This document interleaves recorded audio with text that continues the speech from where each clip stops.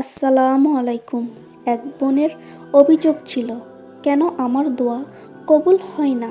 প্রচণ্ড অস্থিরতায় ভুগতেন সবসময়। কোনো সাইকোলজিস্ট দেখিয়েও তার কোনো উপকার হতো না।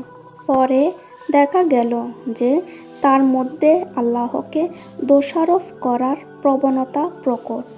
উনি সবসময় বলতেন, এটা আল্লাহর কারণে হয়েছে।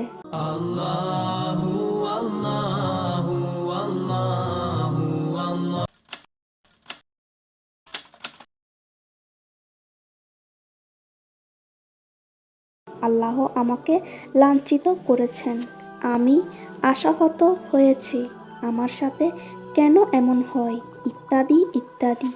এ অবস্থা দেখে একজন তাকে একবার জিজ্ঞেস করেছিল, তুমি কি একই সাথে প্যাডেল ঘোরানো ও কড়া ব্রেক কষে একটি সাইকেলকে সামনে নিয়ে যেতে পারবে?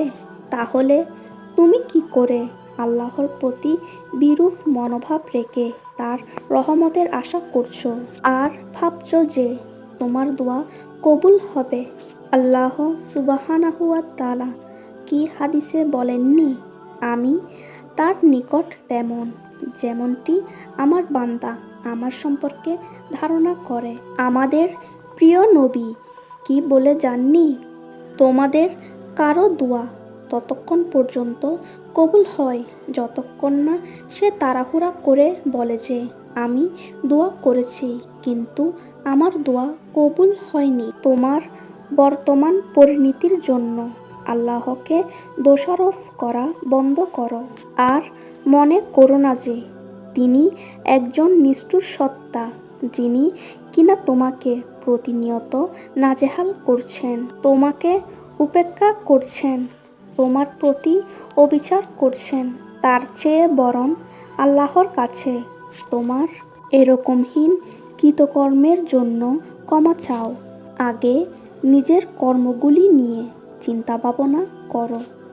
আর একটা জিনিসের প্রতি তোমার খেয়াল রাখা দরকার, আমাদের মেনে নিতে হবে আর বিশ্বাস রাখতে হবে যে আমার জন্য মহান আল্লাহ তাআলা সঠিক সময় নির্ধারণ করে রেখেছেন।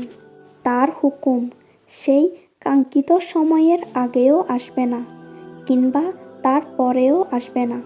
মহান আল্লাহ তাআলা কোনো কিছু দিয়েও যেমন বান্দার হাকিকত পরীক্ষা করেন, আবার না দিয়েও পরীক্ষা করেন। মহান আল্লাহ তাআলা তার বান্দাকে এমনভাবে সাহায্য করেন যে বান্দা তা কল্পনাতেও ভাবেনি। অনেক লম্বা ঘটনা, এর মধ্যে অনেক দিন পার হয়ে গেছে। সেই বোনটি মেসেজ পাঠিয়েছে যে সে একটা চাকরি পেয়েছে। এই চাকরিটার জন্যই সে মরিয়া হয়ে উঠেছিল। মহান আল্লাহর প্রতি তাওয়াক্কুল আর অগাধ আস্থা আনার কারণে এটা সম্ভব হয়েছে।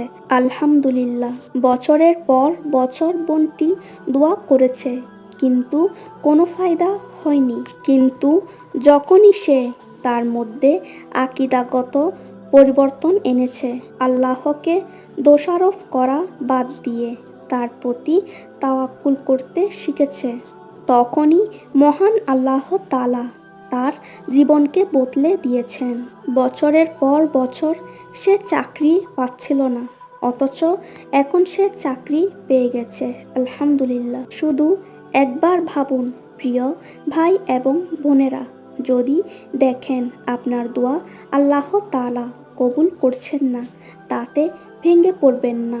আপনার দোয়া অবশ্যই কবুল হবে, হয় এই দুনিয়াতে নয়তো আখিরাতে। কিন্তু যদি আপনি বিরক্ত প্রকাশ করেন বা মনে এই ধারণা রাখেন যে কখন আমার দোয়া কবুল হবে, তাহলে নিজেকে প্রবোধ দিন এই বলে যে আমার দোয়ার ফল আমাকে দিয়ে দেওয়া হবে। আমার দোয়া করা প্রয়োজন ছিল, আমি তা করেছি, আর এখন আল্লাহর উপর তাওয়াক্কুল করছি, তিনি বাকিটুকু করে দিবেন। আল্লাহই আমার অস্তিম আশ্রয়স্থল, আমি তারই মুখাপেক্ষী, আর আমি জানি তার সাহায্য এমনভাবে আসবে যে আমি তা কখনো কল্পনাও করতে পারবো না। মহান আল্লাহ তাআলা আমাদেরকে তাকে সঠিকভাবে চিনতে পারার তৌফিক দিন। আমিন। এরকম আরও দোয়া কবুলের অলৌকিক গল্প শুনতে আমাদের চ্যানেলটি সাবস্ক্রাইব করে পাশে থাকুন। এখানে মিথ্যে কোনো বানানো গল্প আপনাদের সাথে শেয়ার করা হয় না। আজকে এ পর্যন্ত। দেখা হবে পরবর্তী ভিডিওতে। আসসালামু আলাইকুম।